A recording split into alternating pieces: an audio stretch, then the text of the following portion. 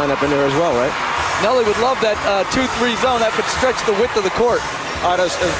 As two guys who have coached in all-star competition, what is the toughest aspect of handling an all-star squad? I think your concern is that you want to give everybody equal opportunity because it is all-star weekend. You'd like to give them the shot at minutes that come close to being the same for everyone. But then you realize you can't do that because you're also trying to win a game at the end of it. Give them the minutes early, split them up, and then go for the win at the end. It's not only just splitting up the minutes. You don't want to anger anybody you may be seeing down the road in the playoffs. So those non-playoff people, when I did it, they were at the end of the minute line, and I upped everybody else's minutes. All right, Vince Carter and Michael Jordan, a couple of Tar Heel alums. Vince was not well received when he was introduced to the crowd moments ago, even with the announcement prefacing the name Vince Carter that he had given up his starting slot. I'm not sure everybody was ready to hear that little bit that they threw in there all of a sudden after his name. Then the people have recognized now that it will be Michael starting in place of Vince Carter.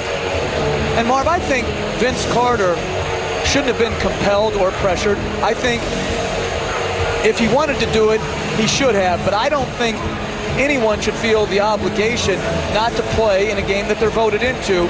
I think maybe the rules need to be adjusted where if a guy doesn't play a certain amount of games, then he can't start. But I certainly think Vince Carter should be given credit for what he did.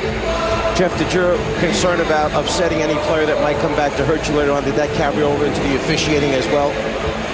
No, but we do have three outstanding officials here today. Of course. And I want to get that in. I don't know who's the best of them all. It doesn't stop. The officials are Jim Clark, Ted Bernhardt, and Louis Brillo. This an all-star game series that dates back to 1951. The first two all-star games played at the old Boston Garden last season in Philadelphia. The West beat the East 135 to 120.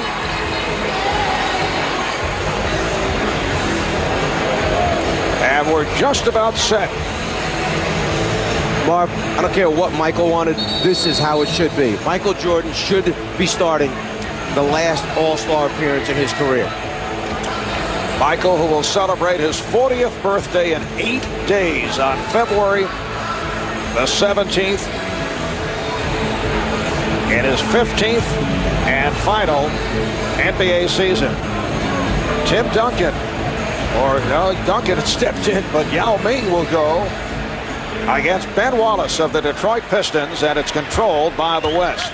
This is Steve Francis of the Houston Rockets in the backcourt with the LA Lakers' Kobe Bryant, Tim Duncan of San Antonio, Kevin Garnett of Minnesota opens up the scoring. The East squad with Allen Iverson of the Philadelphia 76ers, along with Tracy McGrady of the Orlando Magic up front. Ben Wallace of Detroit, Jermaine O'Neal of Indiana, and Michael Jordan of the Washington Wizards. O'Neal rebounded by Wallace, who leads the NBA of that department. And the crowd getting into it as Jordan shoots over Yao Ming. Yao probably never, ever thought he'd be matched up one-on-one against Michael Jordan in an all-star game. Yao Ming switching off. What a reception Yao received when he was introduced. Bryant being played by McGrady. Here's Francis. Duncan. And Francis able to retrieve. Because of the lineup change, you got Michael Jordan guarding Kevin Garnett. You see the lob over the top. Yao moving without the ball right to the rim for the lob and finish.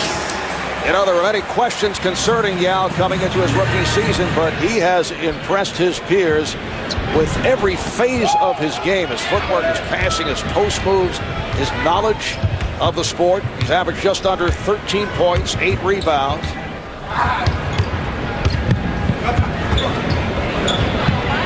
Garnett, yes. And that's what makes Garnett so great. 6'11", he can play 5, 4, 3, and 2. He can guard on the perimeter, he can make a perimeter shot, he can post you. He's a matchup nightmare for any coach.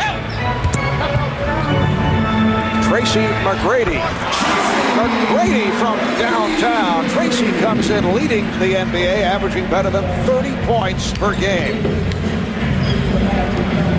Jeff, I'll tell you what I like already is I like what I see as far as how they're playing the game to start out with. We haven't seen any careless basketball that we saw in the first half of the game yesterday by the youngsters out there. They're playing this game on a much more serious level. Iverson with the lob, but overthrows, and it's out of bounds. Yao finds himself unguarded, so the first thing he does is go right to the front of the rim, and there we see the lob pass and the finish right there. Matchup on defense. I think you can find Yao on the floor. It's not that hard to find. Steve Francis with the scoop, and it's the West 8 and the East 3. So are you referring to your victory in coaching the sophomores over the rookies yesterday? Jeff, as you know, he has been just impossible with that come from behind. Well, here's Jordan for 3. And Michael has missed on his first 2 shot attempts. It's a 4-on-2 for the West. Bryant went behind the back, but turns it over. Yep. Once again, Kobe trying to put a little mustard on it right here. And as we see, going back underneath the backboard, trying to finish on the other side. That's where you meet all the white jerseys that are protecting the rim. And that's a good sign because they're playing competitive. They're not just letting somebody get to the front of the rim. Oh, what a move by McGrady to the reverse. And the East has opened up 1 for its first 7. Steal by O'Neal. Iverson behind the back. McGrady was looking for a foul call. Nice pass by Iverson, the West 8 and the East 5. 3.5 gone by. Bryant got the step. Duncan with the 10. The West just has so much overall size. Garnett is bigger at the small forward than Wallace is as the center for the East. It's just a size advantage all night for the Western Conference. And then when Yao Ming goes out, a fellow by the name of Shaquille O'Neal check in. Jermaine O'Neal cuts it to a 3-point West lead. Shaq's a pretty good 6-man, I'd say. Kobe Bryant way off on that 3-point attempt. McGrady's pass broken up. And the quickness of Steve Francis leading to the break. Steve Francis having a terrific season for the Houston Rockets. Trying to lead the Rockets to the playoffs for the first time since 1999. Iverson met on the switch by Duncan. Here's Jordan. This crowd wants so badly for Michael to hit that first shot. He's 0 for 3. And Ben Wallace with a good play, reaching in to deflect it out of the hands of Yao Ming. You see the deflection, Garnett always active, hands on the ball, and then Stevie Francis coming up with the steal and the finish. McGrady trying to work on Garnett. Iverson with the step, lobbed it, and Duncan able to pick it off. The West with a 12-7 lead on the East.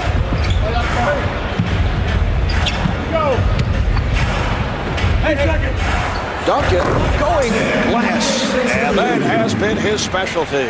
And it's good sharing of the ball. 3 or 4 or 5 passes, wide open shot. Duncan is the best in the game at banking the ball off the board. O'Neal, off a series of moves, draws the foul. It's on Duncan.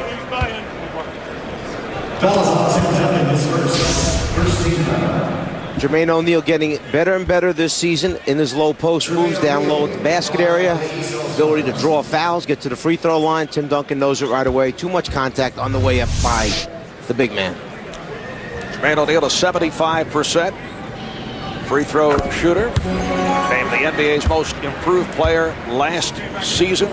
Has that average up to 20 per game, as you see, making his second All-Star appearance. And what a great example for a lot of the young people that have come in early. This young man did not come in and enjoy instant success in the NBA. There were years of frustration sitting on the bench for Jermaine O'Neal in Portland, and it wasn't Portland's fault. They had very good veteran players that were better than him in the league for a while.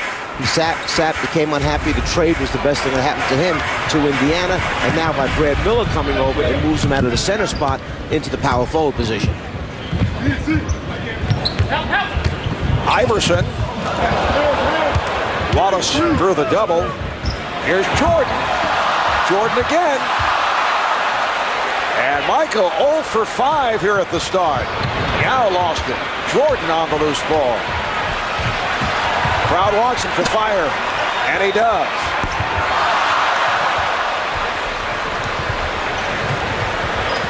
The East able to get back. Wallace breaks it up. And Wallace, the NBA's Defensive Player of the Year last season, but that pass thrown off the mark. And a timeout is being called. Ben Wallace makes a good decision not to go where all the red jerseys are. He finds Michael, who seems to have a wide open lefty layup, and then the follow-up. This is both the frustration right now that the rim just will not open up for Michael.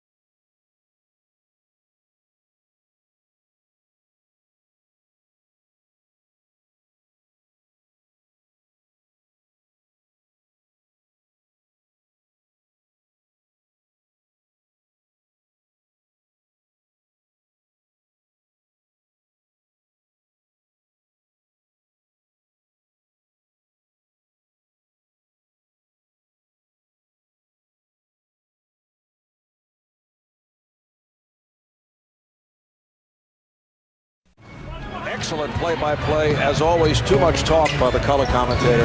You picked that up right away.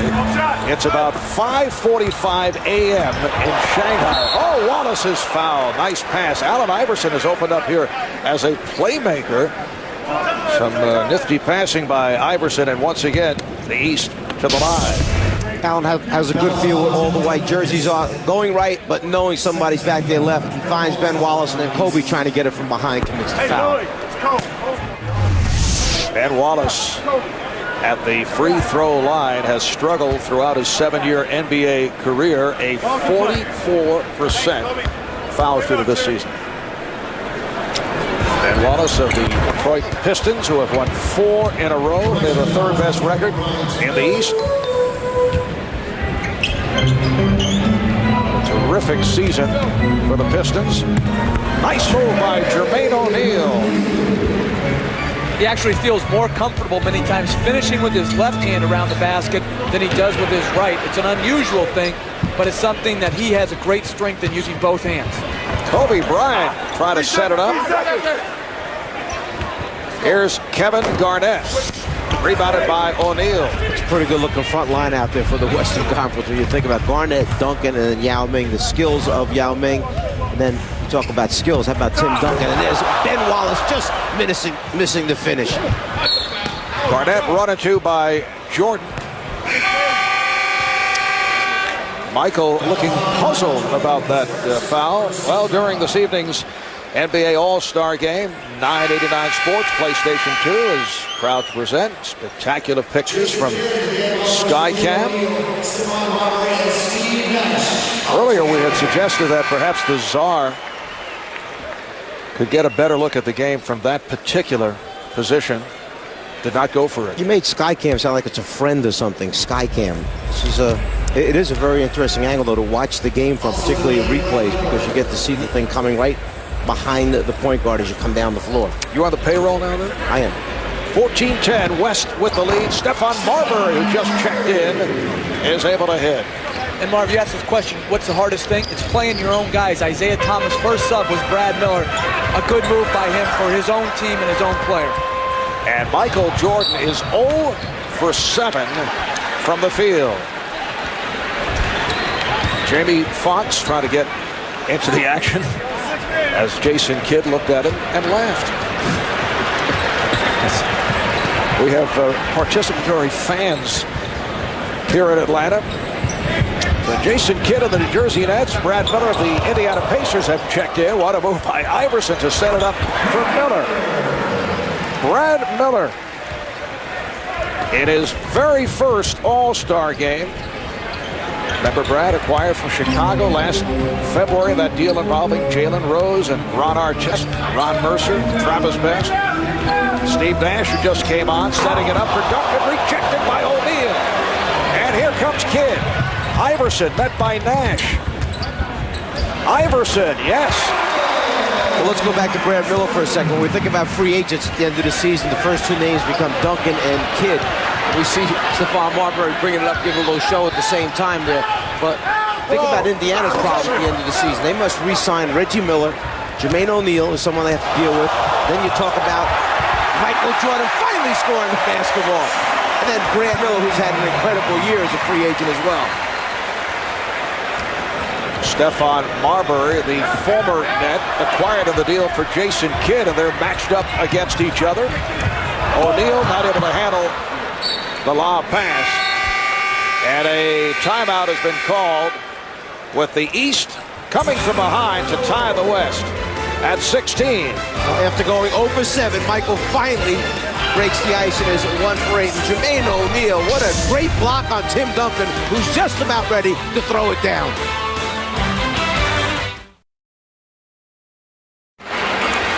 Welcome back to Phillips Arena in Atlanta. Marv Albert, the Czar, Mike Fratello, Jeff Van Gundy, Craig Sager, and Cheryl Miller, along with a star-studded crowd, including Denzel Washington,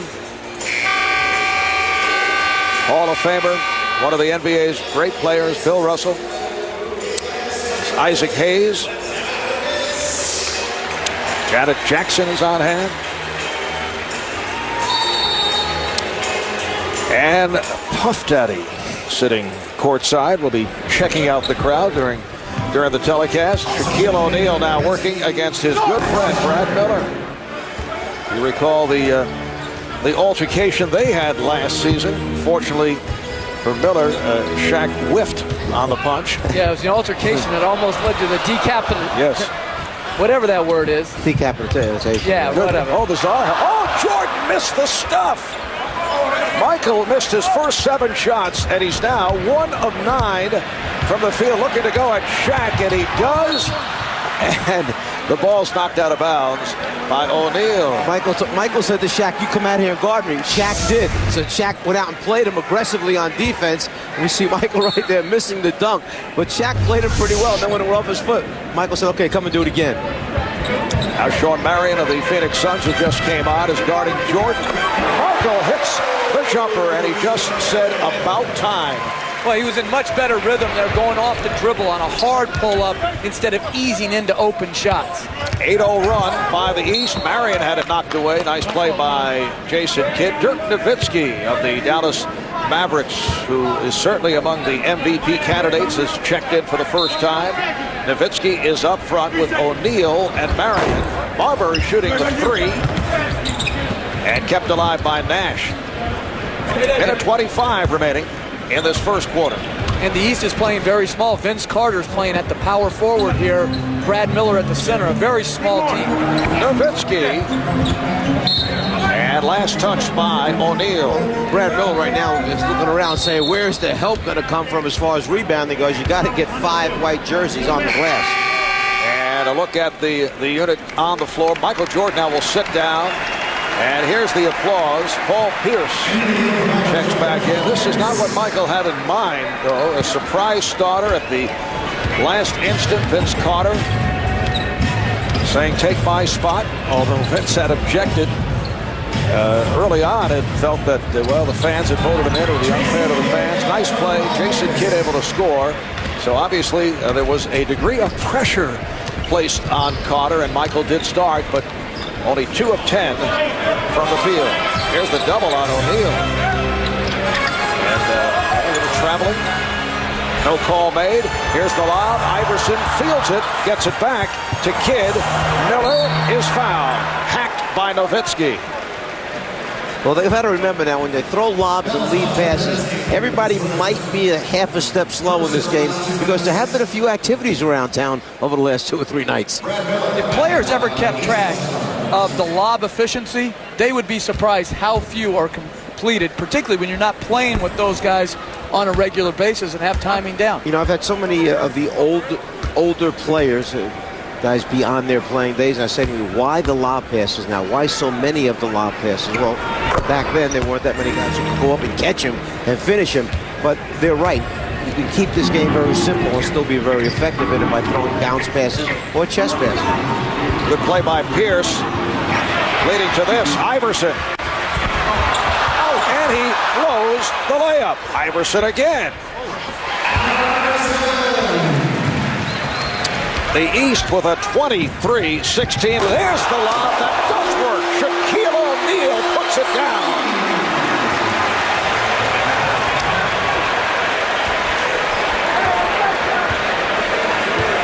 And that's why they continue to lob. And throwing to him, that's a good idea. That stopped a 13-0 run. Final seconds of the first. Iverson. And O'Neal fires one. So that is the end of the first quarter. The East coming from behind with that 13-0 spurt, and they've taken the lead. Well, dispelling the concern of bounce passes right there. Nash throwing it up 2 feet above the rim. Shaq grabbing it and finishing, then put a little show on for the folks here in the arena. We welcome you back to the 52nd NBA All-Star Game. We're at Phillips Arena in Atlanta. The East with a 23-18 lead on the West, and this the lowest scoring first quarter since 1956. There's another lob that misfires. Game played at Rochester at 24-17 first quarter. Nash for 3. And the ball back to the East. Let's check in with Craig Sager. Craig? Well, Michael, all weekend your teammates have been trying to give up their starting spot. You politely have said thanks, but no thanks. What changed here at the last minute, and did Vince Carter surprise you? That's exactly what happened. Vince surprised me. I mean, I told him, as I told the rest of the players, I mean, I started 13 times. I didn't need to start the 14th time, and, you know, they were adamant about getting me to start. And, you know, Vince actually came to me right before we went out and said he would love for me to take his spot. And, you know, I mean, he was very respectful. You know, I think he took some undue punishment, you know, all during the week, you know, about him being very honorable to the fans. And, you know, even at the end when he gave it up, I mean, I really didn't want him to back down from what he actually stood for. And I supported him in that sense. But, you know, he wanted me to take the spot, and I thought it was very gracious of him, very respectful. Thanks a lot. Back to you, Mark. All right, Craig. There are also intriguing dynamics going on with Michael Jordan playing for Isaiah Thomas. You recall in Michael's All-Star Day. Oh! Vince Carter on the stuff. And once again the lob, and Sean Marion does it with the reverse. You recall Michael's All-Star debut back in 1985. Isaiah reportedly encouraged teammates to freeze out Michael to keep the ball away from him. And then reportedly was Michael's influence.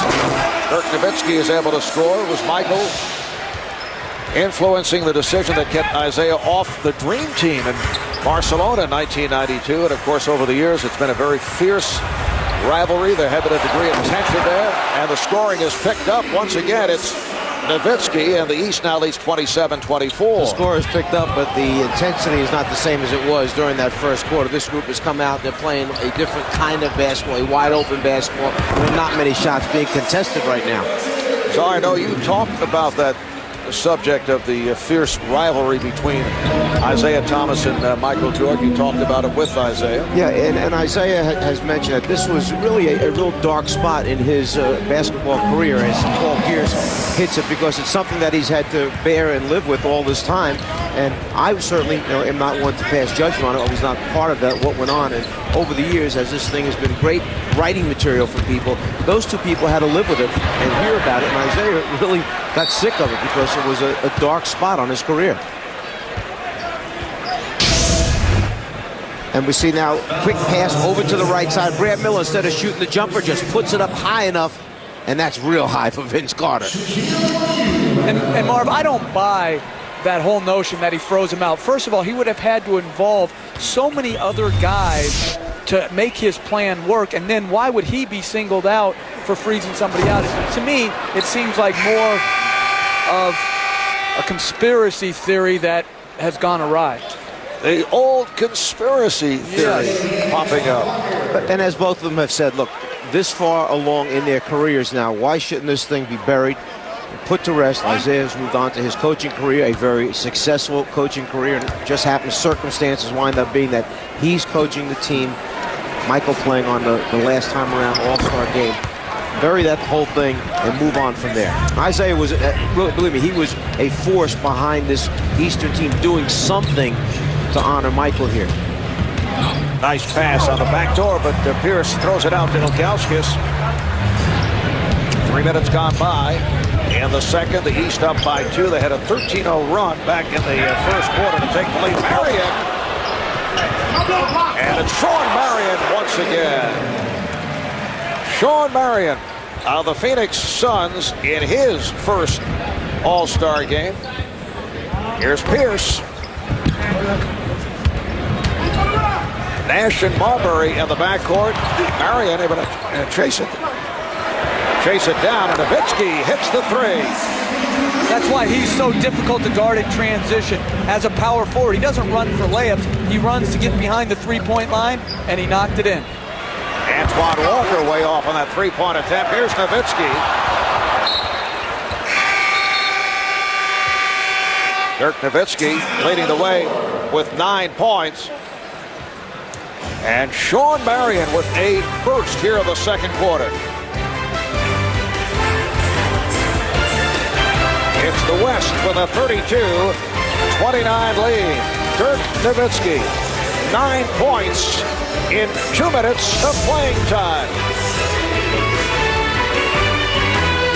Of course, tonight's telecast will get a close-up look at several one-time All-Stars. Allen Iverson sitting down, just 2 of 8 from the field. The West in the midst of a 14-2 run. Vince Carter with the touch, hits from downtown. Nowitzki with 9 of those 14 during the course of that run. Gary Payton of the Seattle Sonics has checked in. The pass broken up. Jamal Mashburn of the Hornets, who just came on into a handle, looking for the 3. Fires over Nowitzki. Yes! He has had a great stretch run the last 8 to 10 games just prior to the All-Star break, and a quick, easy layup for the Western Conference team. Gary Payton taking the pass across. But Mashburn has played outstanding basketball, particularly with the fact that Baron Davis has gone down for their team now, trying to keep the Hornets right in the playoff race. And Jamal Mashburn in his first ever All-Star appearance. Kevin Garnett is back. He's up front with Dirk Nowitzki and Peja Stojakovic of the Sacramento Kings, who just came on. Off the turnover, here's Kidd whipping by Payton. Jason Kidd grew up with Gary Payton, one of his heroes. They both grew up in Oakland, California. Kevin Garnett, and the West leads by 1. 5 minutes gone by in the second quarter. Well, Mark, we heard Craig Sager mention at the end of that piece on World Be Free about the ambassadors, and I wonder sometimes, who are the ambassadors of the future out here? Which of these NBA guys, when their careers are done, as we see Antoine Walker, a little turnout, are going to be the ones that are out there spreading the word about the NBA and what this is supposed to be all about? All right, Nowitzki off the mark on that three-point attempt. Here's Kidd. And Jason Kidd gives the East a 39-36 lead. Here's Nash for Garnett. You might normally look at this and say, man, they're just coming down now and firing. That's how Dallas plays. That's what Nash is used to. Get the ball down quick, get an open shot for your teammate. Garnett not able to finish it. Antoine Walker putting one off the glass, intended for Carter. You know, in the first quarter, we saw some defense. We saw some nice plays. This has now developed into the playground-style all-star game as Paul Pierce is able to hit on a break. Adam Sandler enjoying from courtside. He just used up all his shots in a three-point competition. His arm is tired. And Vince Carter, who has come off the bench in his 9 minutes, has scored 7 points. The outside official, Ted Bernhardt, indicating the foul. Paul Pierce picks it up. Little 2-on opportunity, 2-on-1 opportunity. Paul Pierce getting the pass from Jason Kidd, finishing it off.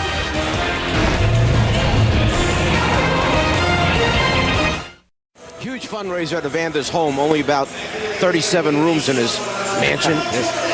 And the human highlight film, Dominique Wilkins, who I believe has been at every conceivable function this All-Star weekend. You know what? There's one of the ambassadors. Dominique Wilkins, Magic Johnson, and our own Charles Barker. They have been the greatest ambassadors. They have been all over this city running all kinds of events and trying to get as much as they possibly can in every second of each day. And Marv, charging for some admission sometimes.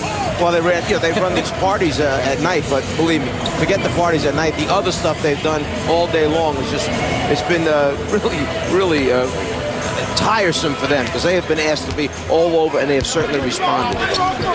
So, are you doing public relations on the side?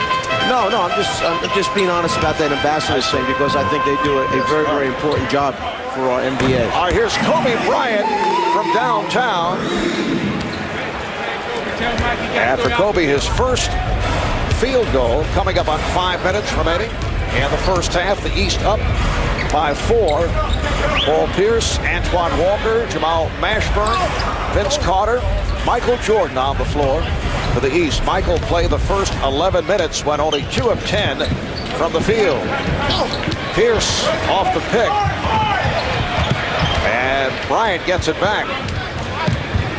Garnett. Oh my goodness, a bounce pass from Kobe that led to a dunk by Kevin Garnett. It can be done the simple way. And what's changed on the break defensively is in the first quarter, people were going up to contest the shot at the basket. Now they're just letting people finish. Vince Carter should have made a play.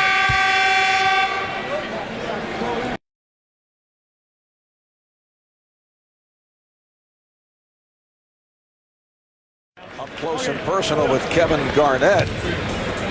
Garnett with 8 points now in his 13 minutes of play. Walker being guarded by Duncan. Antoine Walker, who leads the NBA in three-point shots attempted and made, did not have a good time last night, though, at the three-point competition in the skills won by Peja Stojakovic of the Kings. Let's check in with Cheryl Miller. Cheryl? Thanks a lot, Marv. I'm joined by the son, Sean Marion. Sean, I know this is your first All-Star game, but with that last reverse dunk, you didn't look nervous. Oh, no, it's crazy, but I'm enjoying myself, man. It's all for the fans. I'm just having fun right now. How good was it to see Michael Jordan in the starting lineup? Oh, it's great. It's great. You know, he did his first jumper on me, though. I ain't like that, though, but it's cool, though. We just out there having fun. Everybody just having laughs, man. Everybody turning over a little bit too much, but other than that, we playing ball and having fun. All right, thanks a lot, Sean. Let's send it back to you, Marv. All right, thanks, Cheryl. Sean Marion, who's been teaming with Mari Stoudemire, Stephon Marbury to give Phoenix one of the most athletic and exciting tandems in the NBA. It's been an excellent turnaround season for the Suns. Mashburn for 3. That's his second from downtown. There's some beautiful ball movement. Double team in the low poster, kick it out 1 pass, swing it over 2 more passes, and then got a player like Mashburn who knocks it down for you in the end. That's what makes the NBA special. Good offense against very good defense. That's what makes it compelling. You know why the game has settled back down again? Because Michael Jordan's on the floor is one of the reasons. Kobe Bryant for the other team. Both of those guys bring a sense of order to the game. And Jordan just turned it over as he went 1-on-2. Peyton Stojakovic able to go glass. Another great play on the break by Peyton. He could have taken the shot instead. Extra pass over to Stojakovic. Open 12-foot bank shot. Once again, the matchup is Kobe Bryant defending on Michael Jordan. Now Tim Duncan switches off. Bryant comes back. Now Mashburn over Duncan. And here comes the West. Peyton lobs it for Garnett. And Kevin Garnett turned to Michael Jordan and pointed, basically saying thank you for moving out of the way, because he very easily could have wound up by accident underneath Garnett's legs and taken him out from under him as he went up for the lob. Kevin Garnett, the first to hit double figures. He has 10 points. Here's Walker for 3. Antoine Walker from downtown, the East 50, the West 47. You see Antoine Walker wearing that knee brace. He is really in pain with that leg. It is a very bad knee that he has right now as a result of an injury that happened about 2 weeks ago. He sat out, missed a couple games. He's playing in this because it's the All-Star game, and it means that much to him. And it has been a frustrating start for Michael Jordan. And this is 13th and final All-Star game. Beautiful lob here, Peyton to Garnett.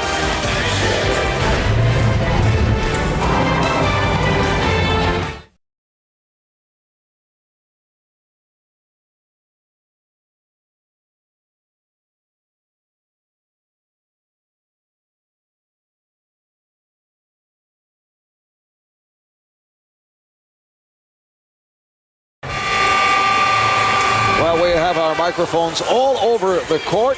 Time to time during the telecast, we'll be listening in on some of the verbiage. And Jeff, you said we might see it. And here it is. Yao Ming, Shaquille O'Neal on the floor at the same time. And they're trying to play the largest 2-3 zone of all time. However, you may only get one shot against this zone. That's it. One shot now. Steve Francis is the only, quote, little man because Garnett and Duncan are also on the floor with O'Neal and Yao. And the Eastern team came back and played their version of the zone defense at that end. Just under 2 minutes remaining in the first half. Yao Ming throws the lob for Shaquille O'Neal. And here comes Jordan with Garnett back. Michael Jordan with his third field goal. He has 6 points. He now has 248 points in his All-Star career. That moves him past Oscar Robertson into second place. Kevin Garnett shows the touch. Jordan now 4 points away from passing Kareem Abdul-Jabbar for the #1 spot in all-time All-Star scoring. Pierce coming up on a minute remaining in the half. Duncan. That was some pass by Steve Francis. Forget about the finish. The finish was easy. The pass Easy. was right there at the rim. And he took it off the dribble and flipped it underhanded. I'm not sure it wouldn't have gone in if he hadn't touched it. The East up by 1. Yao Ming being guarded by Antoine Walker. Here's Shaquille O'Neal just backing his way on Paul Pierce, saying, get out of here. That's a pretty good high-low look when you can go from 7-5 to 7-1. Walker way off on that three-point attempt. Garnett is ahead of the field. Shackton Seen went behind the back instead. Duncan for Garnett. Big ball seems to be dominating out here at the moment. So the West up by 3. Kevin Garnett is the high point man with 14. May not have been since LSU when Stanley Roberts was a starting center that Shaquille O'Neal's a power forward and matching up against Michael Jordan. Shot clock to 5. Mashburn. Final seconds of the half. Pierce able to break it up but stepped out. Pretty good combination here. You've got a guy who has the ability to throw the ball, pass the ball extremely well. We're talking about Yao, very highly skilled player. Shaq calling for it back underneath the basket, trying to finish with the left hand. Francis for 3. Halftime of the West with a 55-52 lead. The West shooting 54%, 26 of 48. And the East at 37%. Let's go to Craig.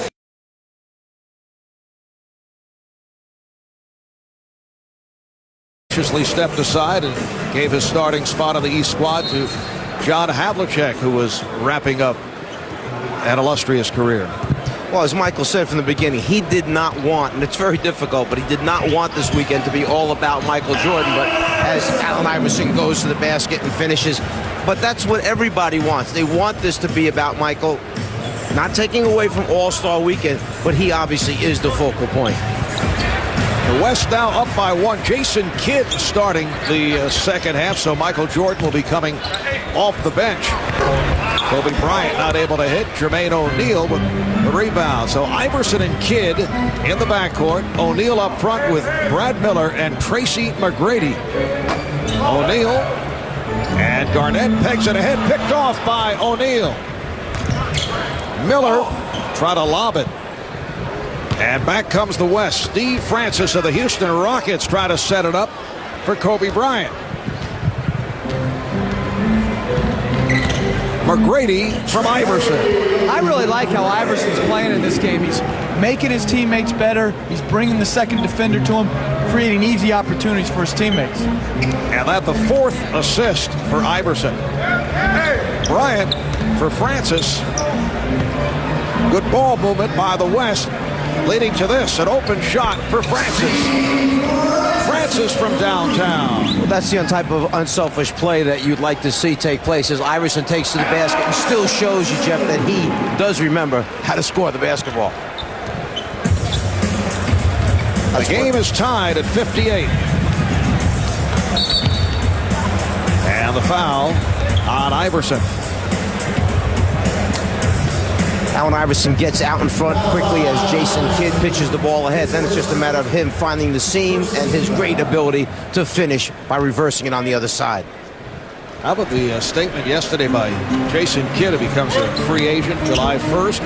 He's been ducking the issue, but yesterday, although as Garnett hits again, although Kidd pointed out how happy he is with the Nets, he said it would be hard to turn down playing with a big man like Tim Duncan. He said he feels he could help the Spurs win a championship. Well, obviously, Kidd, no matter, is going to be the most sought-after free agent, minus Tim Duncan out there. He can win in New Jersey, which was proven last year. He can win in San Antonio, but I think New Jersey's done all they can to keep him. They've built a good team. They have a solid organization. They've drafted well. Now it's up to Jason Kidd to make his decision. Let me throw one little thing into the mix here. How about Tony Parker?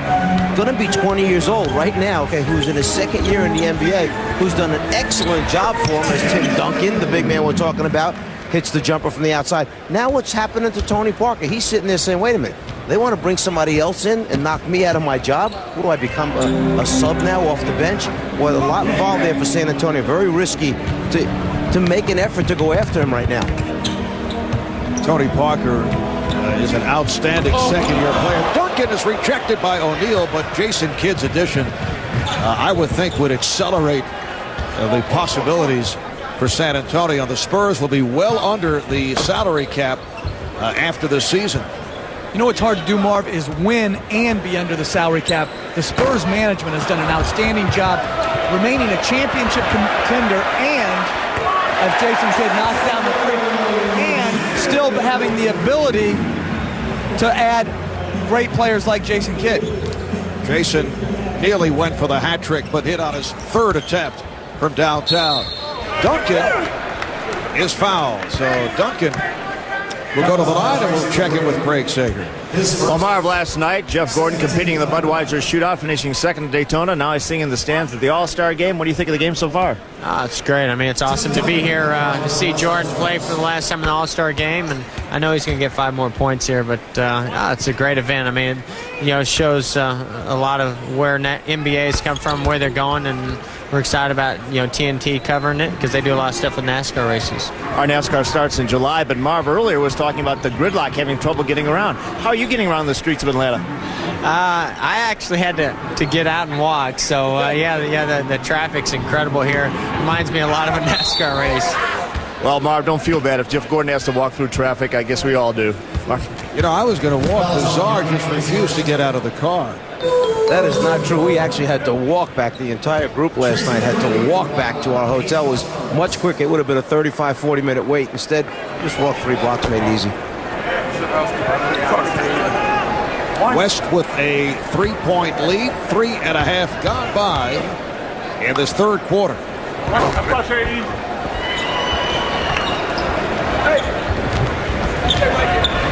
Steve Francis being played now by Allen Iverson, getting the pick from his team, Yao Ming.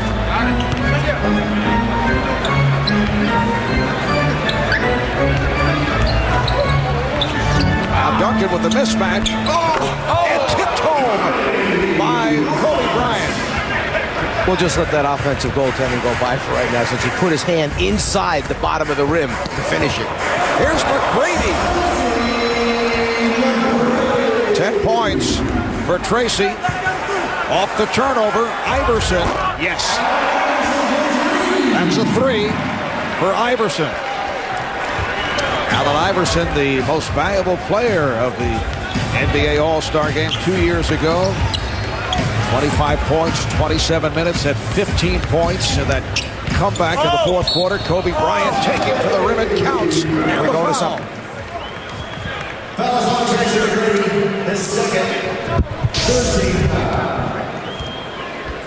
Duncan finding Jason right behind him, finished off by Kobe, and then Kobe staying with it, finishing with the left hand. Kobe Bryant just 3 of 7 from the field. So the West up by 1. Garnett trying to strip McGrady, and he's called for the reach-in. Let's send it over to Cheryl. Thanks a lot, Marv. Well, Shaq, a week from Tuesday, it's going to be Yao Ming and Shaq part 2. What's it been like to play with him, as far as, with him instead of against them? He's a very nice guy. I met his family yesterday. It's a beautiful family. He's a very honorable person. He's good for the game. I'm glad he's here. How talented do you think he can eventually be? Very talented. He has a lot of great fundamental skills. He runs the court well. He plays like a big man. He's a shot blocker. So when are we going to see you lob to him? Well, in order for us to, go against a shot blocker, you have to take it to him, and that's my game. So, I look to, do the same thing I've been doing for the last 10 years. I'm talking about in the All-Star game. I want to see a lob. Yeah. I'm sorry. See, well, you and them standard answers. Exactly. Yeah, I'm sorry. I'm sorry. So when are we going to see the lob? Next time I get on a break, I'll throw a lob, maybe. All right, thanks a lot, Shaq. Let's go back to you, Marv. Shaquille O'Neal of the Los Angeles Lakers, who have won 5 in a row, 13 of their last 17. Kobe Bryant, who comes off the 46-point performance against the Knicks this past Thursday night in New York. Duncan. Oh, good job. And back comes the East, a 3-on-1. Tracy McGrady. That's 12 points for McGrady. So the East up by 1. Bryant and Francis at the guards with Duncan, Garnett, and Yao up front. Kidd stepped away. Bryant not able to take advantage.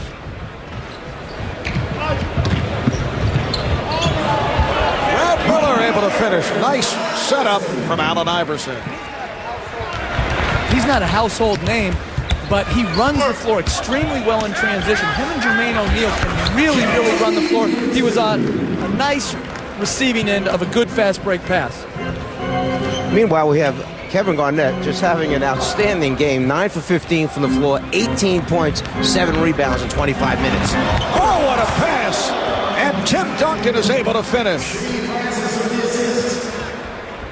6 assists for Francis, and the West with a 74-73 lead. That's 2 passes we've seen Brad Miller try. One a lob and one behind his back, that he should take those, stick them in the suitcase, and not use them ever again. Jason Kidd in the open floor, crossing it over, and McGrady with the strong finish at the end.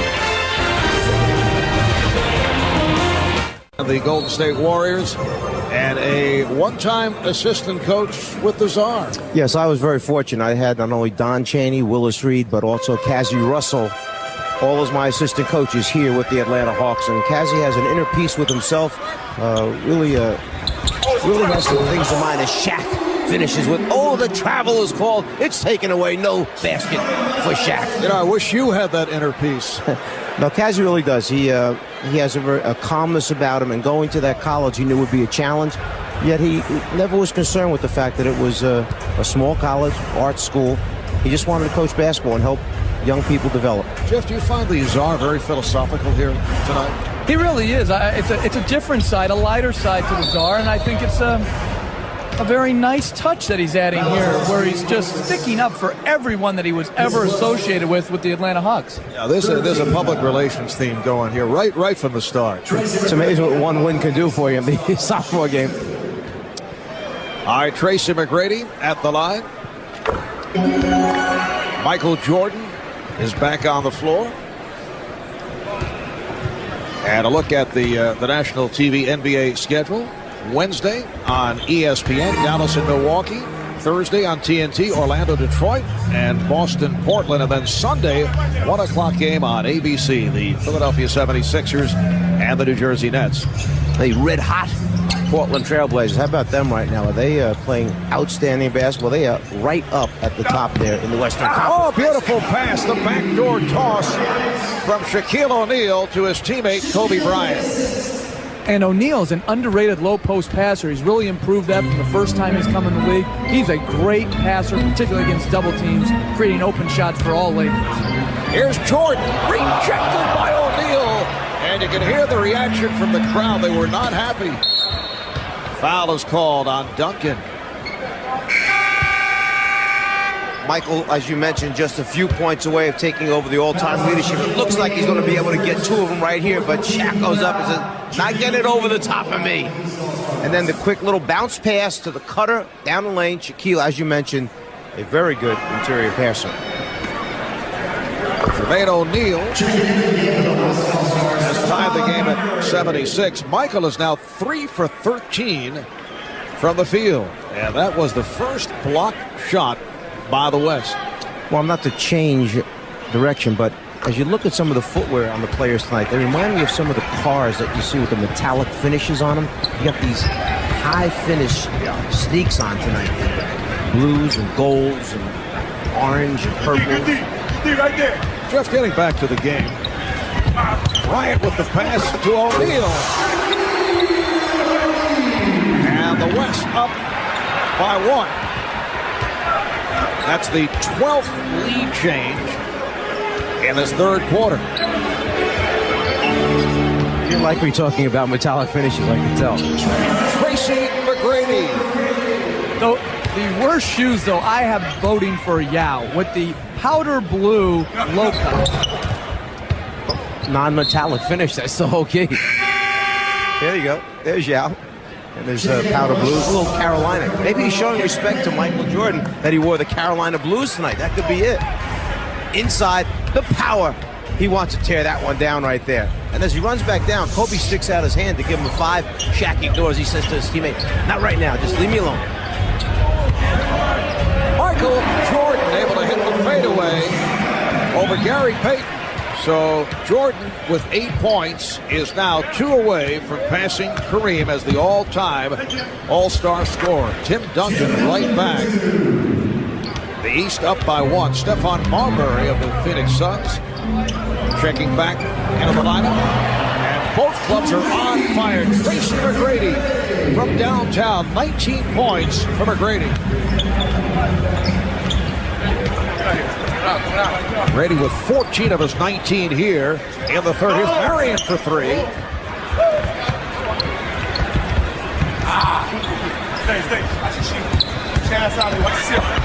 O'Neal changed his mind. Duncan. And another offensive rebound for the West. Finally, Jermaine O'Neal able to get to the ball. Here's Jordan hit on the reach-in by Payton.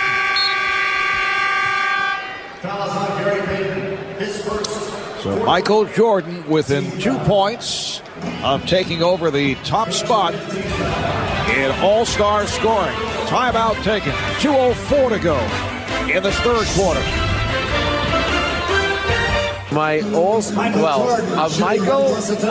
It was actually, it's interesting. There were so many. I mean it sincerely. I was. Pick one. I don't have a favorite one. I just so much enjoy having him around. What has he meant to the league? I tell you that he really does inspire the younger players. You saw it out there. They love him. He shows them how to compete and he shows them how intensively you have to work hard. He's been great for us. Hey, congratulations on a great weekend once again. You know, thank you. And Michael's like, he's the Cheryl Miller of the NBA. You know, I tell that to everybody. Marv? That is high praise. And Michael Jordan with his 10th point, so he has now passed by Kareem Abdul-Jabbar, and he is the all-time all-star scorer. Incidentally, the commissioner has been on a media tour today.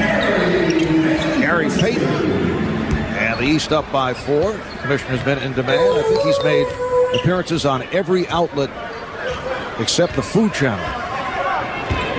He has made the rounds. McGrady from downtown.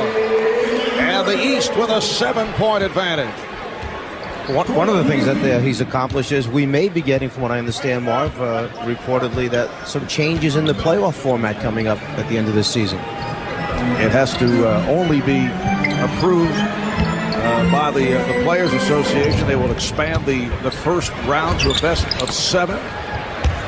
I don't think the Lakers mind that at all. Well, there are many that feel that this is a big advantage for the Los Angeles Lakers. Like you, Jeff? Well, I think that certainly the 7-game series favors the better team. And the Lakers this year will be a lower-seeded team, but they'll have the advantage going in the first round. All right, here's Stojakovic with a rainbow 3. And the foul called by Louis Grillo. Ben Wallace picks it up. Speaking of media outlets, yes, the commissioner did spend some time earlier with CNN's Wolf Blitzer. CNN's late edition. East over the limit, and Stephon Marbury at the line. And what a dramatic bounce back it has been for Stephon. Last year's subpar season, and having a career year in revitalizing the Phoenix Suns. And in a certain sense, this finally is an opportunity for Stephon Marbury to get rid of some of the criticism that took place, whereby look, let's face it, when he left Minnesota, it was huge will at his party, went to New Jersey, they could not win there, and now finally being able to turn the team into a winning team is a big plus for this young man. He said he could not tune into the NBA Finals last June until the 4th and final round. Marbury lost it, 4th and final game, I should say, and here is Carter, the crowd looking for they wanted more from Vince. They wanted something out of the slam dunk competition. I'm not sure Vince wanted to do it or give it back to Tracy McGrady on that one. But Marbury last year was portrayed as the major reason for the Suns' poor year. Marion has stopped, and he was the guy traded for Jason Kidd. And Shaquille O'Neal able to put it down. Looks like Ben Wallace is shaken up. Landed on that right ankle right there. He turned his right ankle as he came down. And to get back to Marbury, he was really blamed for not being able to have his team as Kidd so turned around New Jersey. It's good to see with Amari Stoudemire and with Sean Marion that they've been able to advance and play above expectations this year. Tracy McGrady with 17 points in this third quarter, 17 of his 22. Smith was on fire, and going back to Portland, Marv, let's give Maurice Cheeks, the coach, their credit for putting Scottie Pippen at the point guard spot. Kind of a bold move, put the ball back in Scottie's hands. They've been winning games ever since then, and although Karl Malone and John Stark are still the heart of that team, a new addition, Matt Harpring, along with Andre Kirilenko, now coming off the bench, have been the key for them. And Sean Marion gets this fourth quarter underway. The East with a 93-88 lead. Val Mashburn is back on the floor. Allen Iverson in the backcourt, along with Michael Jordan, Vince Carter, Brad Miller, Jamal Mashburn up front. Michael is now 4 of 15 from the field. Shaquille O'Neal handling and putting between the legs, putting moves on Brad Miller. Shaq had been waiting all night for that. Jordan changed his mind. A little behind the back maneuver. Somehow I don't think Phil Jackson's in Montana right now diagramming wing isolations for Shaquille O'Neal. Well, they say they've tinkered with the offense a little bit in Los Angeles. Maybe that's what they meant. Stojakovic from downtown. Peja Stojakovic, who last night won his second straight ATT shootout, edging out Wesley Person of Memphis for the second straight year. Miller and Stojakovic on it. Finds Marion. Strong move by Sean Marion. Just jumped over the top of Brad Miller that time.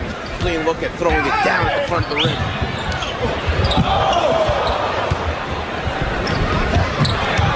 And the steal by Mashburn. The East up by 4 over the course of tonight's All-Star game. 989 Sports, PlayStation 2, presenting pictures from SkyCap. The angle that we're seeing right here.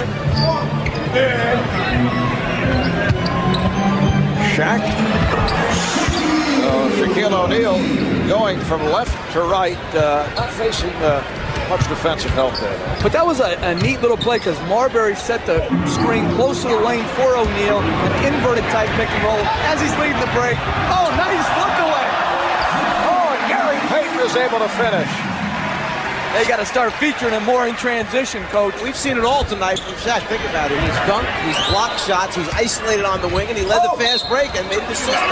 That will count, and the foul. So now you have a 7'1", 20, 40, 60 pounds, taking it, dropping it on the floor, and then the finish at the end for the Western team. Little isolation here, through the legs, trying to show him he's got some tricks. Brad Miller gets a little laugh out of him until Shaq starts coming at him. And a solid game for Allen Iverson. 16 points, 5 assists. The East up by 3. Steve Nash of the Dallas Mavericks is back. This is Peja Stojakovic. Nash with the tip. And Carter cannot handle. Let's go to Craig Sager. Craig? Well, it's Tracy. Obviously, you guys got your wish. Michael started. Jason Kidd said at halftime he gets the record. He's the MVP, but the way you're scoring, you may take it from him. Well, I'm just going out playing, having fun, man. That's what it's all about. And I'm surprised that Michael did go out there and start. The way he sounded yesterday, he didn't sound too convincing about going out there. So, but we're out here having fun, man. Hopefully we can get this win, and whatever happens after the game happens. Everybody on this court has respect for Michael Jordan, but you're one of the many that idolized him. What was it like for you to watch the halftime presentation? It was great, you know. Got real emotional out there, but you know, Mariah, she did a great job of what she was doing up there. Looked good in that dress, and you know, everybody applauded her, man. It's a lot of respect for that guy right there. A lot of respect. Well, we're down to a 1-point game. 8 minutes, 56 seconds left. The East leading the West, 199. And Ron Artest, I heard, is making a cameo in that movie. Oh, a little cheap shot.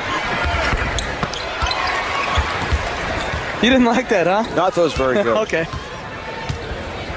The Czar did get it. Tied at 100. Just under 9 remaining in this fourth quarter. So, Jeff, when you're back on the coaching lines and the muscular Ron Artest comes in your direction, I'm heading the other way, understand. but I'll tell you what, I'd take 12 of him on my team. I'll tell you that right now. I love the way he approaches a game. I love the way he plays it. I just hope it doesn't, his antics don't obscure how good a player he's become. Could not be handled by Marion, but kept alive by Stojakovic. Payton. And another offensive rebound. And another. O'Neal powers his way by Ben Wallace.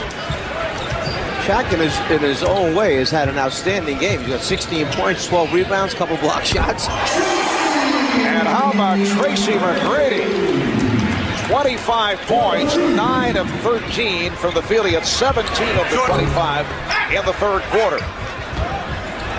And back comes Jordan. The lead for O'Neal. Nicely done. The East by 3. Nash and Payton in the backcourt. Marion, Stojakovic, and O'Neal on the front line.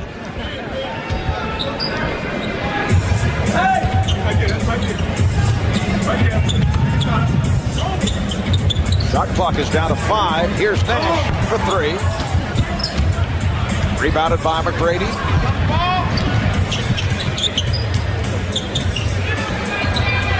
Jordan. Shot has been off. O'Neal. Iverson. Yes. And the East leading 107-102. Allen Iverson makes more tough shots, fading away, falling back, off balance after taking steps to split through two defenders.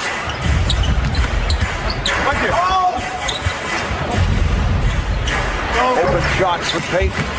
Once again, O'Neal able to clear it. Iverson putting moves on Nash. Oh, what a pass to O'Neal. Oh! And he is fouled.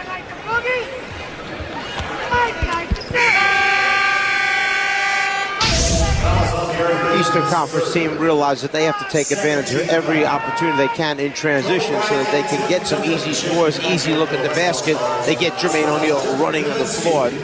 This time, Pager lays it up. You see Shaq keeping it alive, and then Shaq gets his balance, finishes, knowing he's too strong, too big for Ben Wallace.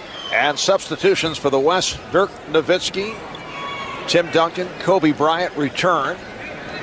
Jermaine O'Neal, who spent 4 years with Portland, bypassed college, became the youngest player ever to play in an NBA game, making his second All-Star appearance. And what a year it's been for Isaiah Thomas and the Indiana Pacers.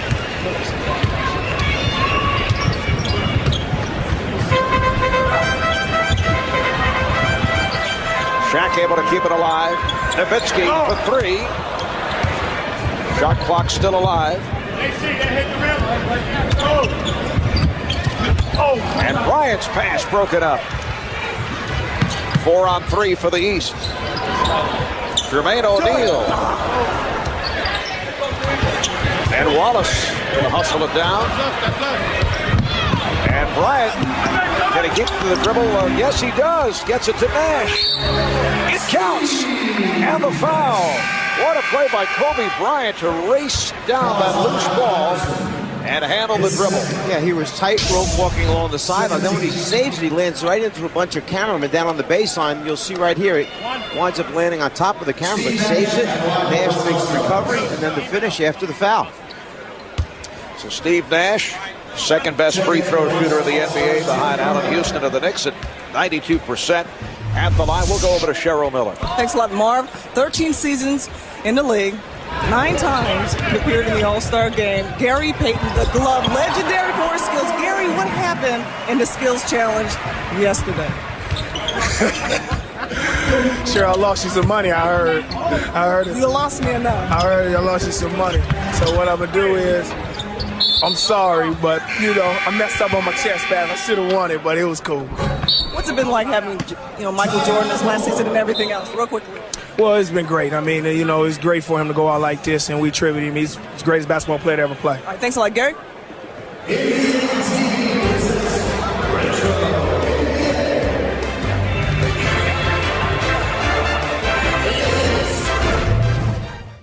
Shaquille O'Neal meeting once again.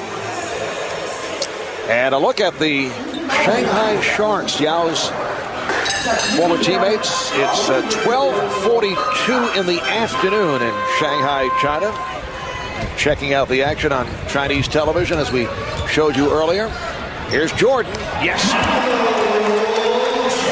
Coming up on 5 minutes remaining in the fourth, and the East with a 112-104 lead.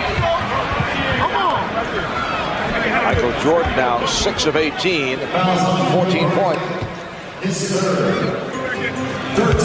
Foul is on Bryant. That's his third.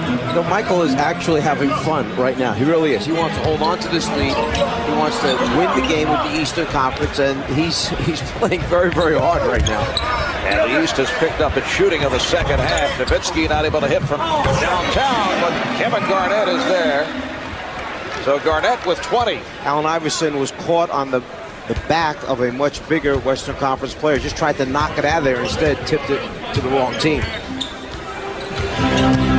Jason Kidd. And here's Michael Jordan. 16 for Jordan. He's got much better arc and rotation on the ball in the second half. It's up in the air. He's giving himself a chance to make those shots. And he's also being guarded by a bigger man who's giving him a cushion, so he's got more airspace to rise up and shoot it. So the ball back to the East. Tracy McGrady is the high point man with 25, 17 coming in the third. Allen Iverson with 18 points and 6 assists. Garnett leads the West with 20, and Shaq 16 points, 12 rebounds. I'm not sure Michael was ready for the fact that Allen Iverson was tracking him the entire time and threw a beautiful bounce pass through the lane, anticipating Michael coming out on the other side of the rim. Foul is called. A reach-in foul. Let's go to Craig Sager. Craig?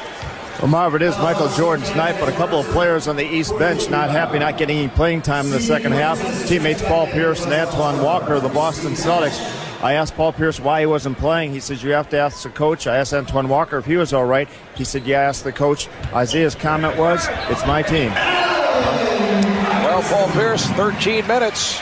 Antoine Walker, only 10 minutes. Zydrunas Ilgauskas, 4 minutes. I was concerned whether it was the knee brace on Antoine Walker, which I know he's still in pain on that one. And then the concern with Ilgauskas is the numerous surgeries he's had on his feet.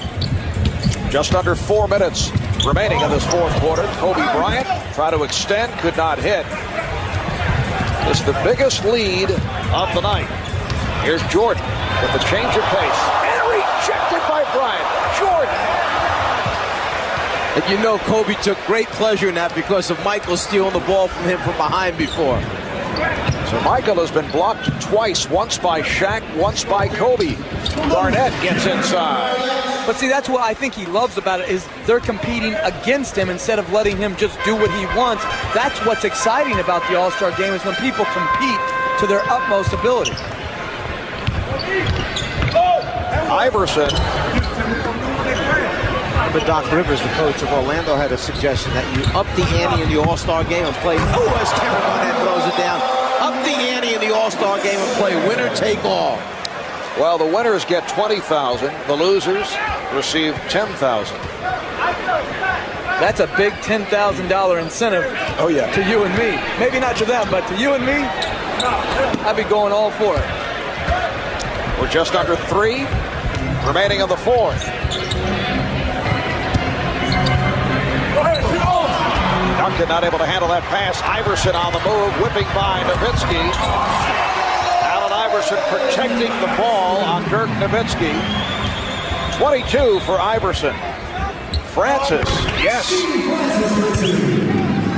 118-112, the East with the lead. The East has won 4 of the last 6 All-Star games. The West won last year in Philadelphia. Overall, the East with 32 victories. They've dominated. The West with 19. Here's Jordan with a flip that goes home. And the crowd responds. Michael Jordan with 18 points. You can see what this last 2.5 minutes means. When you see the guys tugging on their trunks, getting down that serious defensive stance, they're digging in right now. Duncan. So with a minute and 40 to go in this fourth quarter, it's a 6-point lead for the East. And Garnett and Duncan are so fundamental. They have a hard time playing in a game that's so scattered, but they are just excellent at passing, catching, and finishing in the lane. McGrady putting the move on Garnett. Garnett got a piece of it. McGrady able to retrieve. Shot clock down to 1. Here's Kidd. And it's a 24-second violation. This is the play now where Kobe Bryant finally gets a little revenge. Michael fakes him out, but Kobe comes right back from behind and blocks it with the left hand. And then Michael getting a much bigger player to get up. Played in his first All-Star game back in 1985. That was in Indianapolis. Ralph Sampson was the game MVP. Michael went only 2 for 9, 7 points in 22 minutes. Tonight he started 0 for his first 7. He's 8 for 15 since then. Garnett blocked from behind, but a foul on Jermaine O'Neal. Nice job that time of throwing the ball right back to the top of the circle. They had a high-low situation. Tim Duncan saw Garnett sealing his man on his back. Garnett wanted the ball go back to the top and throw it in. Excellent execution.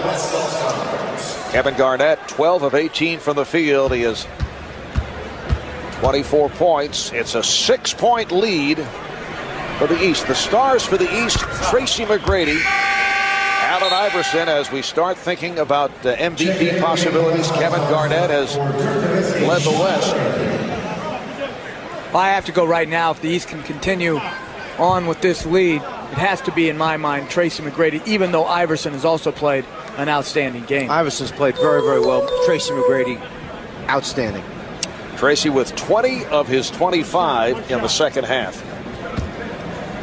We're down to 1:08 remaining of this 52nd NBA All-Star game. Box out right here. 26 for Garnett. Now, what do we do all of a sudden if the West makes a couple passes? I'm going to talk about MVPs for the West. Is that it? You don't want to give them any credit now? You're a guy who makes quick adjustments. Jordan with the step back. And rebounded by Bryant. The West very much alive, down by just 4. Francis lost it, but last touched by Kidd. Jason Kidd, incidentally, with 10 assists, 5 steals. 48.3 to go. Bryant being played by Kidd. Can't find the shot. And they need a quick shot here. Duncan. It counts, and the foul. So like I said, yes. So we'll be discussing, in case the Western Conference should win, who might you consider as their MVP? A little pass and cut, clear it out, give the big man space, get your defender up in the air, draw the contact, and then he's so long, Tim Duncan, the finish there, and the three-point play. Completes the three-point play by hitting the foul shot. It was fouled by Jermaine O'Neal. It's a 1-point game with a half minute remaining of the fourth. The East up by 1. Crowd would like to see Michael Jordan take it at Sean Marion. And he does. But he was blocked. That shot deflected. And the West with an opportunity to take the lead.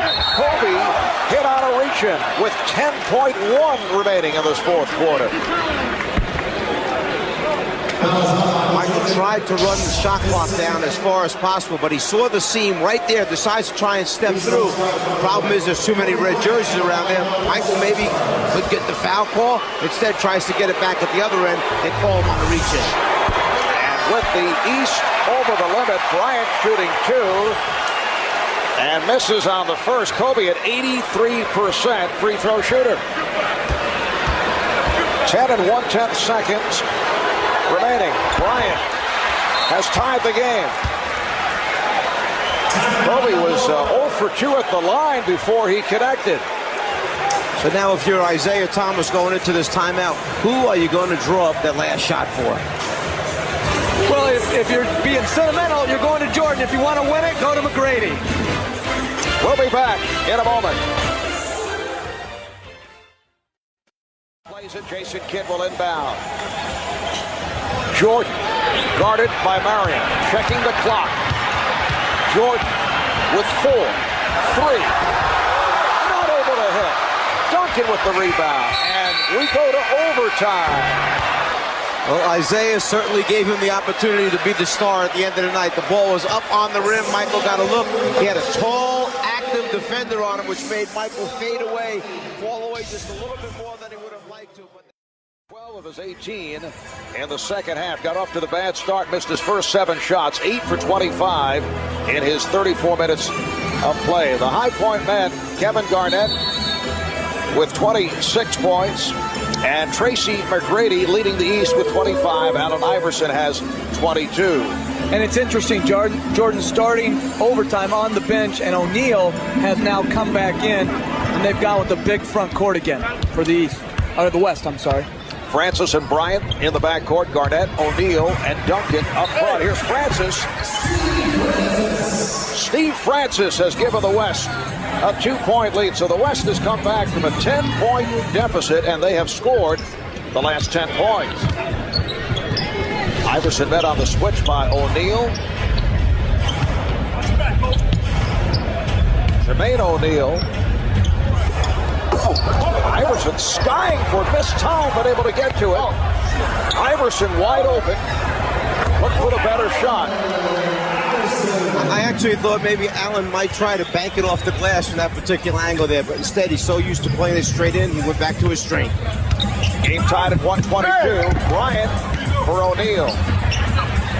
And Shaq is able to line drive it home. Now, for those people who are just tuning in, I think they're seeing the best of the NBA. They're seeing a very competitive game down the stretch, good offense, and most importantly, good defense, so you can tell just how good the offense is. Well, they're serious right here now. This is a different phase of the game after a playground sequence that we saw through the second quarter. The West now leading 124, 122, 3:47 remaining.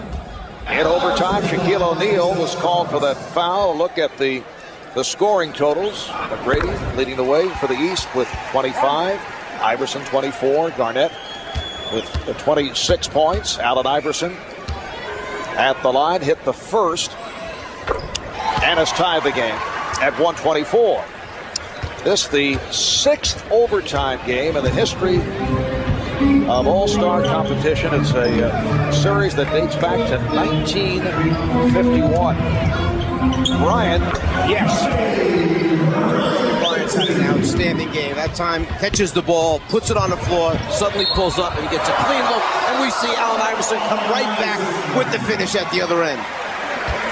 Allen Iverson, the MVP of the All-Star game 2 years ago, making a strong bid here tonight. You mentioned the overall game he had been playing while Michael was on the floor. Now Michael goes to the bench. Allen Iverson decides he may have to be the one to be the scorer out there for the East. No, it's on Duncan. And what's so amazing is how well he finishes in traffic at his size. Until you're up next to him, you don't realize how small and slight he is. He's just a great finisher because he can take the hit and still get it up on the board. Iverson has 29. He scored all 7 East points in the overtime, and Kobe Bryant right back from downtown. The West 129 and the East 127. Iverson for 3. Rebounded by O'Neal. And O'Neal blocked from behind by Kobe Bryant. 21 remaining on the shot clock. Kobe Bryant somehow getting a piece of that shot attempt. All right, here's McGrady. And a foul is called. Foul committed by Shaq. That is his third. And the 13th foul committed by the West. Oh, the steal by Bryant took it out of the hands of Kobe Bryant. And Kobe with 7 points here in overtime, plus a huge rejection. 17 in all for Bryant. The West up by 4. Iverson feeling the contact, fouled by Bryant. From the end of regulation time into this overtime, Kobe has been a huge factor here for the Western Conference. He fakes with the left, sticks it in there, and now picks his pocket, comes down at the other end and shows the great finish by bringing it back over his head two-handed. It's his competitive spirit that really separates himself.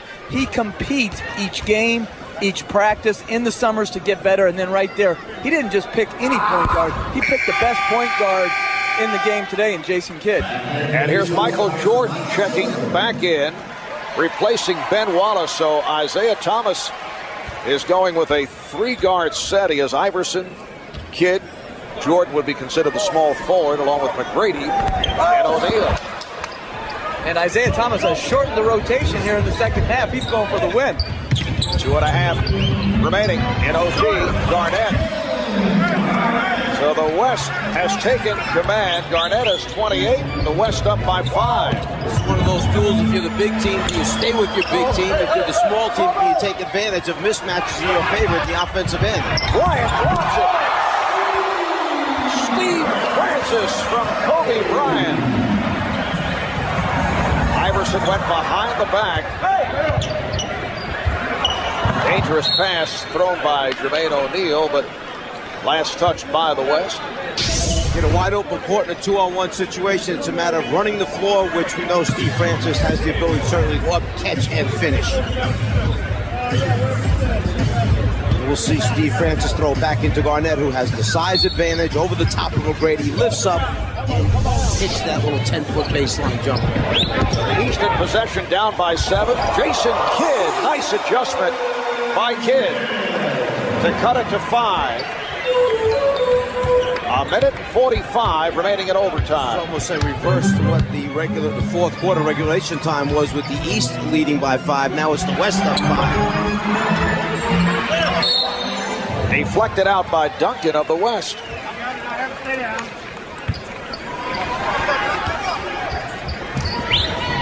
$135-130, the West with the lead after trailing by as many as 10. McGrady, yes. So the West lead is down to 3. Jordan try to steal, kept by Francis. A minute and 15 remaining in overtime.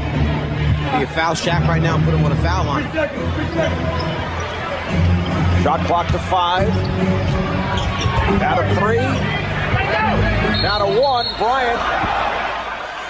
And a traveling violation is called. Yes, he did, because he knew he had to try and get some space, because he had used up his dribble, and you'll see him hop with both feet and go backwards. Once he picks up the dribble, McGrady stays down on this fake that right there. Kobe wanted to get him up in the air instead. There's the hop, 2 feet, hop backwards, the travel call.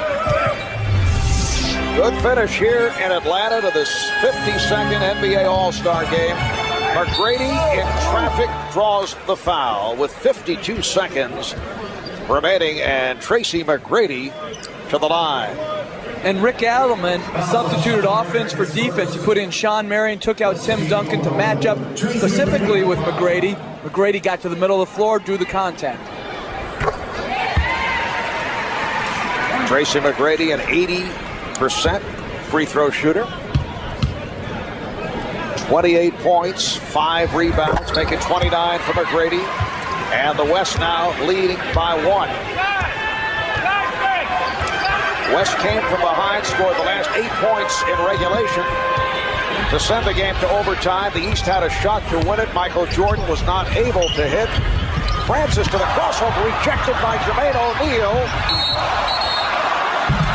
And Jim Clark, the outside official, calls it against the West. It is a loose ball foul. That was a right arm that I think came from Kevin Garnett and knocks Jason Kidd away from the ball he was going after. First, Steve Francis challenges him. I think, actually, Rick Adelman wanted the ball to go to Kobe Garnett. They wanted to play two-man game with Kobe. But then right at the end, after there's the right arm that shoves him off. That's where a loose ball foul is called. It is on Garnett. It puts Kidd at the line with the West over the limit. And the game is tied at 135. Jason Kidd, an 84% free throw shooter. It's been a strong game for Kidd. 10 points, 10 assists, 5 steals. So the East has come from behind, and they now lead by 1. An 8-0 run by the Eastern Conference. And a timeout is taken.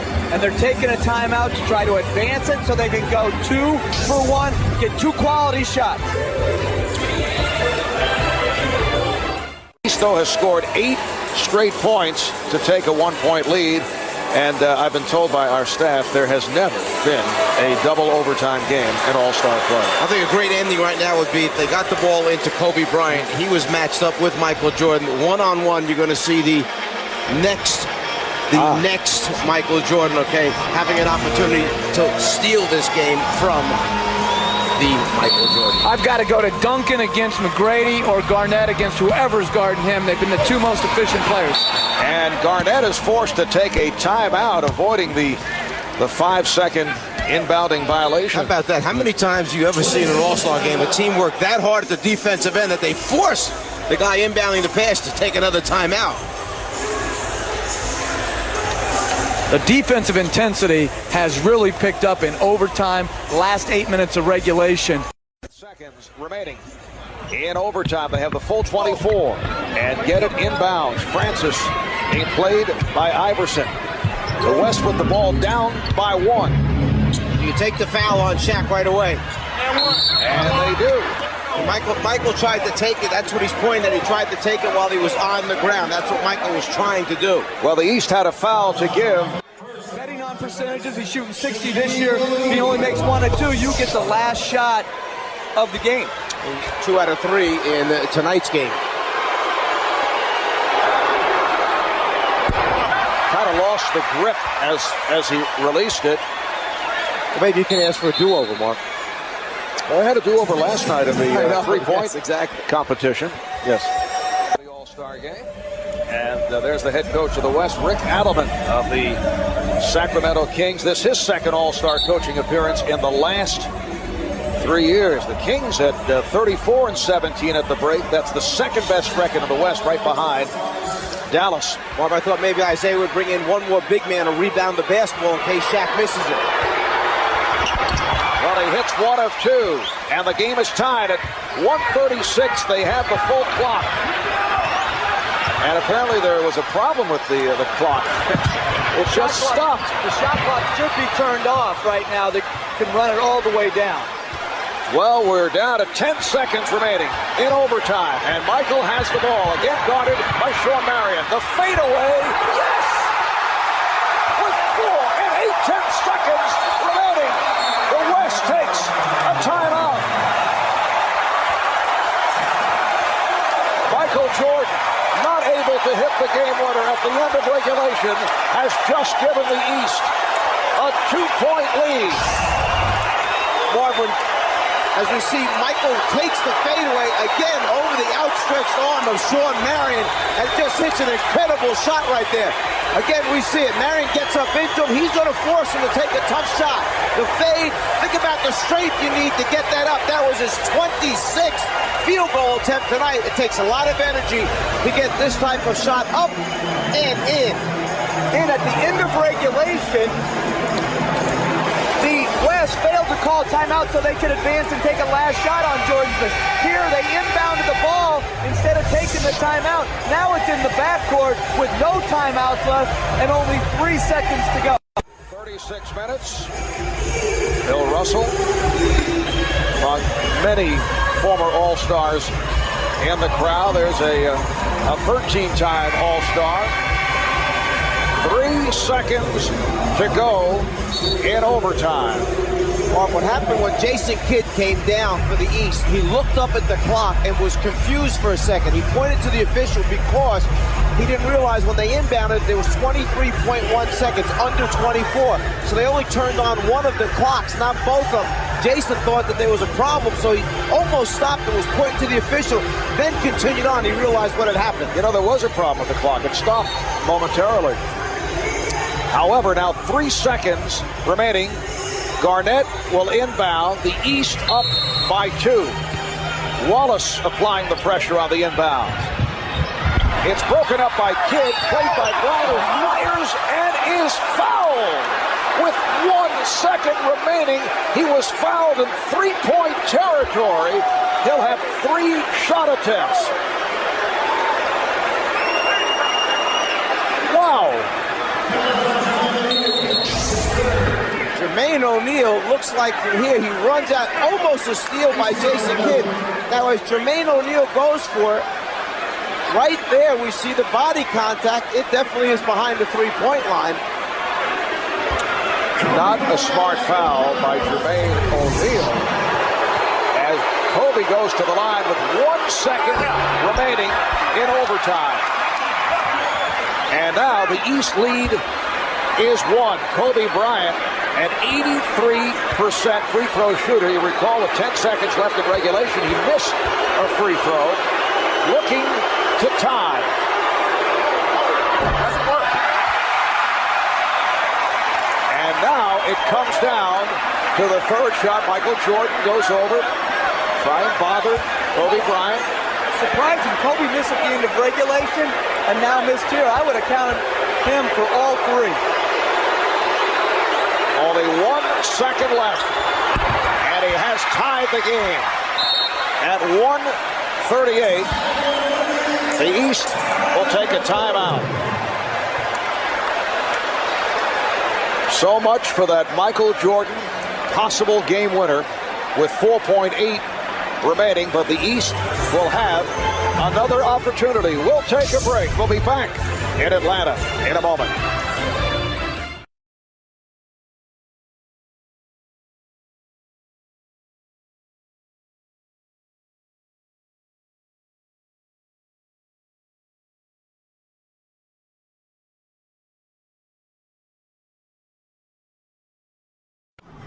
Back in Atlanta, Marv Albert, Jeff Van Gundy, Lazar, Mike Fratello, Craig Sager, Cheryl Miller, in what has made the transition from a decent All-Star game to a classic with 1 second remaining in overtime.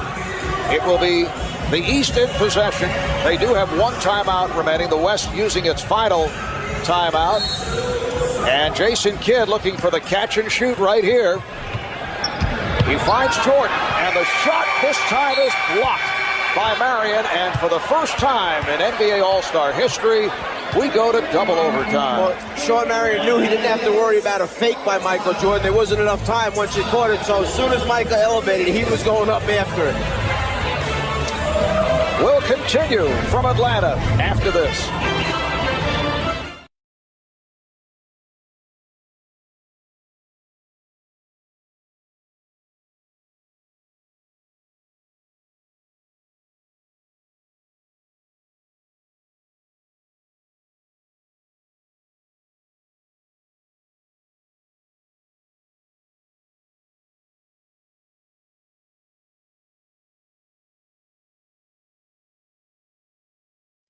The OT with 4.8 remaining. Michael Jordan going at Sean Marion. Hit a jumper to give the East a 2-point lead. But with 1 second to go, Kobe Bryant was fouled in three-point land by Jermaine O'Neal. Hit 2 of the 3. And that puts us at 138 apiece. I don't know if Michael Jordan expected to play in 36 minutes plus. But he's been logging the time. Paul Pierce, though, has come on for Michael. Vince Carter is back. Here's Garnett. Draws the foul. It counts. It's on Carter, and Garnett to the line. If I was Isaiah Thomas right now, I'd really be worried about this team on the floor. I know he's trying to give guys minutes in the game, but the Western team that's on the floor has been out there. They're warmed up. They're active. You're bringing a couple guys in cold. You're very small right now. This could be a quick 8-zip, 9-0 burst for the Western Conference to start this next overtime. And because there's no power forward on the floor, Garnett or Duncan, whoever Wallace isn't guarding, is going to have an obvious mismatch. Just what happened down there for the three-point play. Garnett scored over Vince Carter. 31 for Garnett. Iverson. Here's Carter. Wallace tried to deflect it. Lands out of bounds, and the ball back to the West. The West up by 3 by virtue of that three-point play by Kevin Garnett. So Kobe Bryant handling it at the point. He and Steve Francis in the backcourt with Garnett, Duncan, and Marion on the front line. Garnett over Carter, taking advantage of the mismatch. Vince Carter has no chance in that matchup. Garnett's 7 feet. He has a high release. They have no double team schemes in. No chance to stop Kevin Garnett down the post. Wild shot by Carter. The West up by 5 with just over 1 minute gone by in the second overtime. West in one stretch had a 7-point lead in the first overtime. They double up on Garnett, forces, and hits. He is on fire. 16 of 22, 35 points. Iverson with the step. Sets it up for Pierce. And Marv, I think Isaiah Thomas just asked Michael Jordan, did he want to go back in? And I think he declined. He's ready to call it a day. Got a lot of minutes. Michael with 36 minutes, 27 shot attempts, 9 for 27. Francis for 3. The West has opened up an 8-point lead with just under 3 minutes to go in the second OT. There's the 10-2 run that I had talked about. Exactly what I had feared because the West was warmed up in this whole thing. Marion with the steal. Kid tried to get it back. Here's Bryant for 3. Yes. The West has taken over in the second overtime. They have hit all 5 of their shots. I'm not sure that I would think that I would see the Sacramento staff applauding as hard as they are for Kobe Bryant when he got fouled for the three-pointer and on that shot right there. I think Rick Adelman is nice move by Iverson. It counts in the foul. Rick Adelman is saying, hey, I like having this guy on my side. Well, Kevin Garnett, who has the size advantage over Vince Carter, certainly went to work on him. First steps through to get some space and then shoots it right up over the top of him there. And then they go right back again into the post, clear the side of the floor. They got the other high man dunking up top. Step back. He's got a lot of room to look over the top of Vince Carter and hits it. Hit the free throw, so the West up 151, 143. Garnett drawing the double team. And now again one-on-one with Carter. Kept alive by Marion. It's been an outstanding night for Sean Marion. 7 rebounds, 4 assists, 8 points for Marion. Here's Francis. And Wallace with the rebound with a minute 45.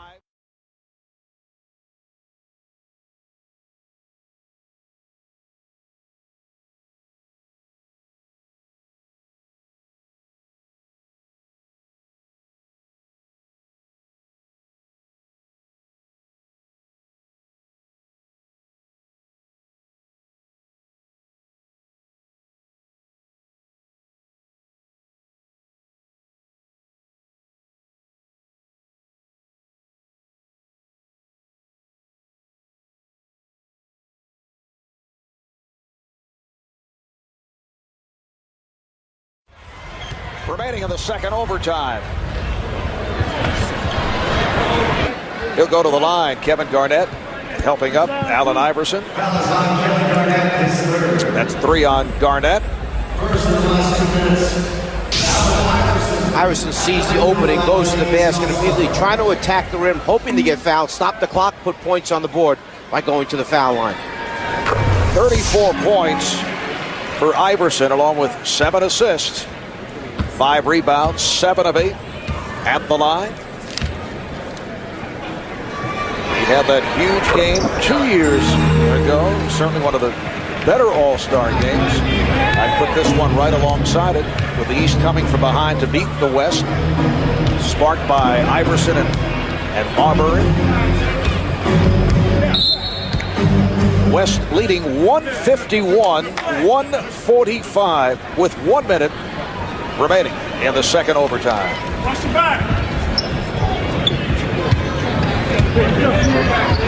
Bryant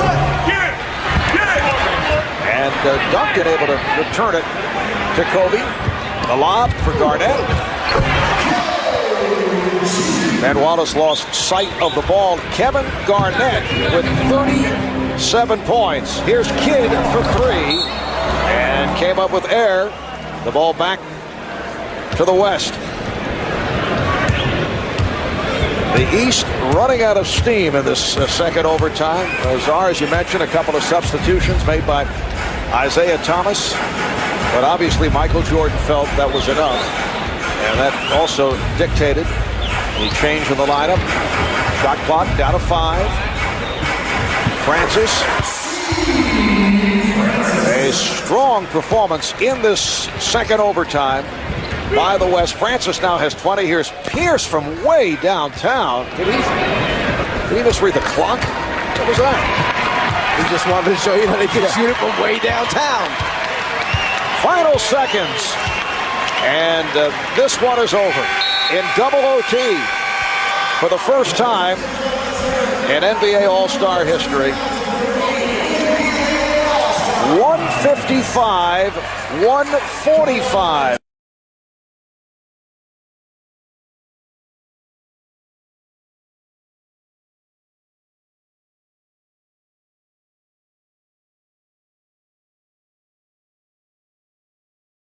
Kevin, there are a lot of things we can talk about in the wake of a game like this, but strictly from a personal standpoint, for you to be added to the list of the legends who have been the MVP of the All-Star game, put that in words for me. No, I can't. I think everybody enjoyed the game. Like Commissioner said, it was a great play. It was a great game just on the basis of this being Michael and very, very emotional game. And like I said, I couldn't have done none of this without my teammates. So I just want to thank the coaching staff and the rest of the Western All-Stars. At halftime in the ceremony that honored Michael, he looked at you bunch of players and said he felt like it was in good hands, that he was basically passing the torch to you. What is the responsibility in your mind? I think the responsibility falls not only on one single individual. I think, as you see what's behind me, we're in great shape with guys like Tim Duncan, AI, Stephon. The league is full of guys who can carry it, but I think it's going to be a group effort, and I think it's one challenge that we all look up to. Finally, what is your message for Michael tonight on a night when everybody was thinking about MJ's final appearance here? Finally beat bald head. Ladies and gentlemen, the MVP of the All-Star game, Kevin Garnett. Back to you, Marv. Well, the MVP was Kevin Garnett, but the night belonged to Michael Jordan. Getting congratulations now from Kobe Bryant, who made the free throws to send it into the double overtime. You scored more points than anybody in All-Star game history. Talk about the one at the end of overtime that appeared to be the game winner. Well, it was a tough shot. They played good defense. I was able to get to my right side and get off a shot, high arcing shot, and it went in. Thought it was a game winner, but obviously, anything can happen in the NBA game, and that's exactly what happened.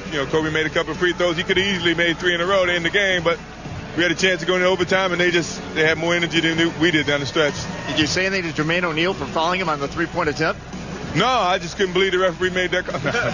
No, obviously we were just trying to play hard defense, and those things happen. How will you remember this All-Star game? Double overtime, we lost. It was fun. I think I got the chance to enjoy some good young company tonight, and as David Stern said, the NBA is still moving upward, and you can see by the young talent that's playing here, and a lot of talent that's not here. The game's going to be fun to watch for some time, and I look forward to just sitting back and watching and say, I was a part of that group. I was one of the guys who passed it down to those guys, and that's truly a privilege. As with your teammates, your opponents, the fans, and our television audience, it's a pleasure and honor for all of us to be here for your final one. Thank you very much. All right, for Michael Jordan in his final All-Star appearance, he concludes as the all-time scoring leader in the history of All-Star play. Again, the final score in a wild one, double overtime. The West 155, the East 145. Stay with us for Cartoon Network's Adult Swim All-Star Extravaganza. Special programming designed for the Czar. Those of you on the West Coast will see Martin Lawrence in Life. All-Star Weekend has been presented by TNC Sports, the home of the NBA playoffs, and exclusive coverage of the 2003 Western